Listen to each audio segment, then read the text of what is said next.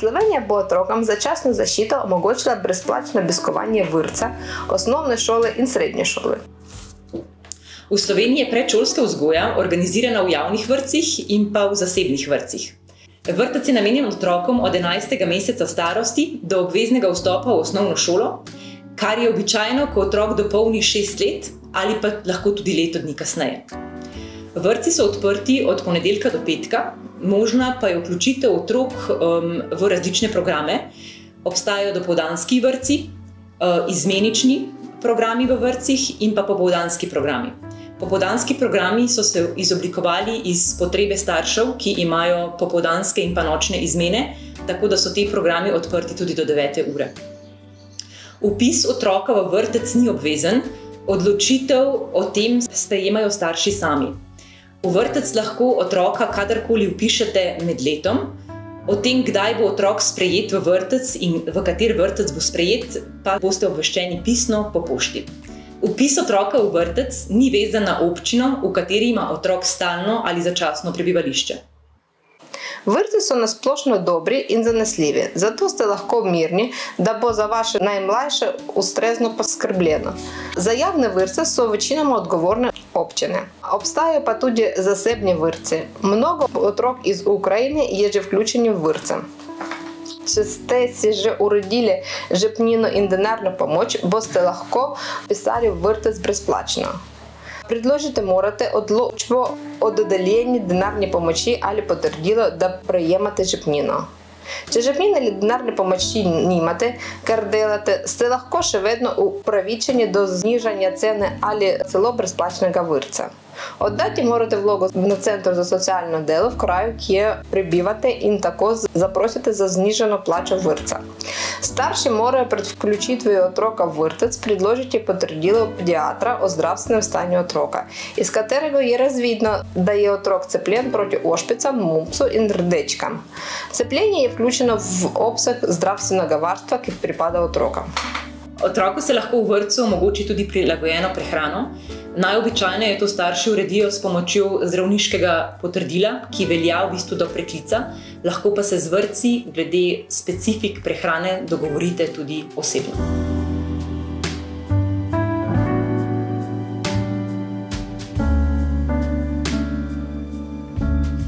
Osnovnošolsko izobraževanje je v Sloveniji obvezno, financira se iz javnih sredstev. Šolanje je tako brezplačno, vseeno pa starši krijejo stroške šolskih potrebščin, kot so na primer delovni zvezki, pisala, zvezki, krijejo se tudi razne ekskurzije, izleti in druge dejavnosti. Osnovna šola je organizirana kot 9-letni program za učence stare od 6 do 15 let. Otroku se lahko za največ 1 leto šolanje tudi odloži. Izvajajo ga javne osnovne šole ter pa 6 zasebnih osnovnih šol in tudi zavodi za vzgojo in izobraževanje otrok s posebnimi potrebami. Za odrasle obstajajo osnovne šole za odrasle, ki jih izvajajo organizacije za izobraževanje odraslih. Šolsko leto se začne 1. septembra in se konča 31. avgusta naslednje leto. Pouk poteka nekje do 24. junija, za učence 9. razreda se konča nekoliko prej. Šolsko leto je razdeljeno na 2 ocenjevalni obdobji. Otroci imajo tekom šolskega leta tudi počitnice. Poletne počitnice trajajo 2 meseca, poleg njih so pa še jesenske, novoletne, zimske in prvomajske počitnice. Običajno trajajo po 1 teden. Pouka, prosti dnevi so tudi državni prazniki. Za vpis otroka v osnovno šolo se obrnite na najbližjo šolo in vprašajte, ali imajo prosta mesta. Če na najbližji šoli nimajo prostora, vas usmerijo na katero od bližnjih šol, ki lahko spremlja vašega otroka. Šole bodo našle način, kako otroka vključijo v redni pouk, na primer z osnovnim tečajem slovenščine in podobno. Ob vpisu otroka prejmete potrdilo o šolanju. Šole so v Sloveniji na splošno varen kraj za otroke. Šolski dan se navadno začne ob 8. uri zjutraj, vendar je pogosto na voljo tudi jutranje varstvo, navadno od 6. ali 7. ure zjutraj dalje. Pouk navadno traja do 13. ure za mlajše otroke in do 15. ure za starše otroke. Попoldansko varstvo je ponavadi na voljo do 16 ure. Lahko pridobite začasno zaščito, bo otrok v času pouka upravičen do brezplačnih obrokov in sicer dopoldanske malice in kosila. Če vaš dom do šole ni dosegljiv peš, bo poskrbljeno tudi za brezplačen prevoz v šolo. Pred začetkom šolskega leta boste prejeli seznam obveznih potrebščin, ki jih bo otrok za uspešno delo v šoli potreboval. Ker imate začasno zaščito, si boste iz šolskega učbenega sklada lahko brezplačno izposoditi učbenike.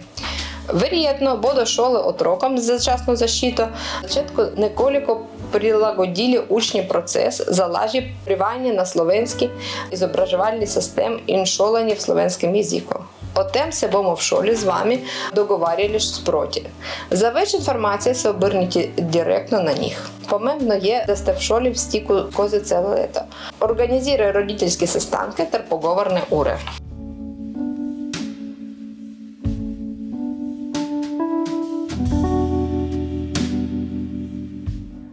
V osnovne šole se vključujejo tudi učenci s posebnimi potrebami, ki po mnenju Komisije za usmerjanje lahko dosegajo standarde osnovnošolskega programa, seveda, če se jim ob tem omogoči dodatna strokovna pomoč in ustrezno prilagodi izvajanje pouka, tudi časovno razporeditev in način, kako se jim preverja njihovo znanje. Kar zadeva otroke z motnjo v duševnem razvoju, slepe otroke in slabovidne oziroma otroci z okvaro vidnih funkcij, gluhi in naglušni otroci, otroci z jezikovno-govornimi motnjami, gibalno ovirani otroci in dolgotrajno bolni otroci, otroci s primanjkljaji na posameznih področjih učenja in z avtističnimi motnjami, se z odločbo o usmeritvi vključujejo v zanje najprimernejše programe in pri tem dobijo tudi drugo ustrezno pomoč.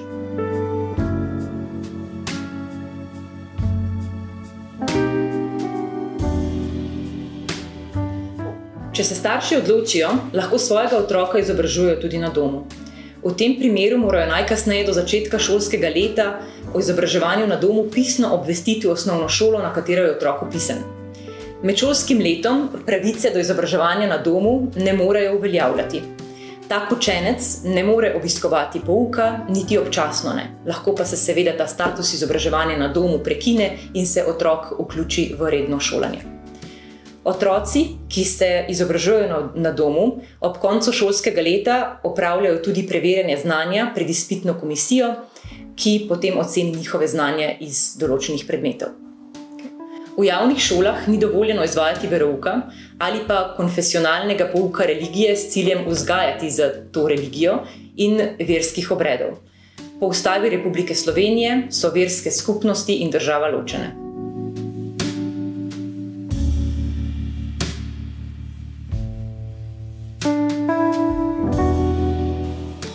Srednje šole. Po zaključku osnovne šole se otroci vpišejo na srednjo šolo. Srednje šole se v grobem delijo na gimnaziji, ki dijake pripravijo na nadaljnje univerzitetno šolanje, in strokovne šole, ki dijake izučijo za posamezne poklice, naprimer mizar, frizer, mehanik. Iz obeh tipov šol je mogoče šolanje nadaljevati. Le pogoj za nadaljevanje se nekoliko razlikuje. Programi navadno trajajo 4 leta, vendar so nekateri tudi krajši in trajajo 2 ali 3 leta. Mlajši od 18. leta se lahko v srednjo šolo vključijo pod enaki pogoji kot slovenski državljani, kar pomeni, da je za njih šolanje brezplačno. Izbira prave srednje šole je lahko zahtevna, zato vam priporočamo, da poiščete pomoč v okolju, kjer bivate. Najbolje je, da se oglasite v izbrani šoli in vprašate, kako se lahko vpišete. Če ne govorite angleško, boste potrebovali pomoč prevajalca oziroma nekoga, ki govori slovensko ali angleško. Organizacija pouka v srednjih šolah se lahko med različnimi šolami in izobraževalnimi programi nekoliko razlikuje.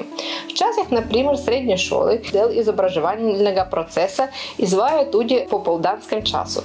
Vendar boste vse informacije v povezavi s tem dobili v šoli. Za nove dijaki bodo šole organizirale intenzivne tečaje slovenščine, predvidoma v obsegu 70 ur, da se bodo lahko čim hitreje vključili v izobraževalni proces in jim jezikovna barijera ne bo predstavljala težav. Po prvem vpisu v šolo je tečaj slovenskega jezika za dijaka obvezen in brezplačen. Tudi v srednjih šolah je poskrbljeno za prehrano, a srednješolskim otrokom za začasno zaščito pripada brezplačna dopoldanska malica.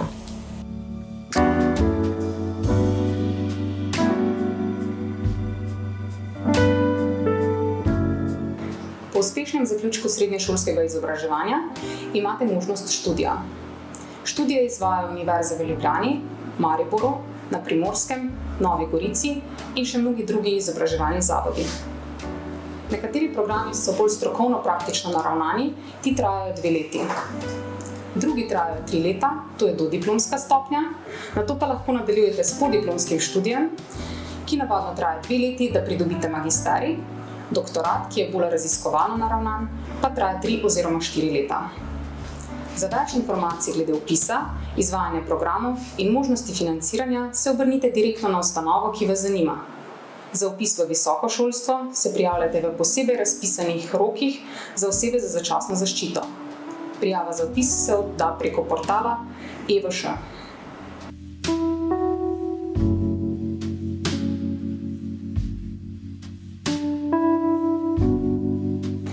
V Sloveniji je uradni jezik slovenščina, kar pomeni, da se v vseh uradnih ustanovah, na sodiščih, v šolah govori slovensko.